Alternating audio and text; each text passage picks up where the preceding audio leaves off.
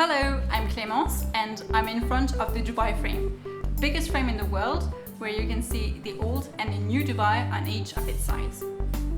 Why? Because today we're going to talk about how to frame liability in a contract. First, why is the limitation of liability clause important? In civil and in common law, parties cannot be held liable for enforcing damages, but they may be held liable to the full extent of any foreseeable damages in the event of a claim or lawsuit.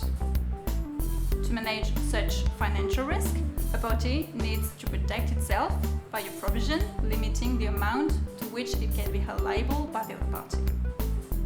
Okay, but how does it work? So the clause will determine in which cases a party may be held liable and will set a cap, which is the maximum aggregate amount a party is required to pay in damages if it is held liable. And what does it usually contain? So first, the clause can limit the extent of liability by excluding some grounds of liability. For instance, a party can say it will not be liable for any breach of its confidentiality obligations. Then, the clause can also set a sum that the total amount a party is liable to pay will not exceed. Usually, however, this cap cannot benefit to a party who caused a loss or damage by committing a gross negligence, a willful misconduct, or a fraud. Under some legal systems, the liability cannot be limited and/or excluded. In French law, for instance, tort liability cannot be capped.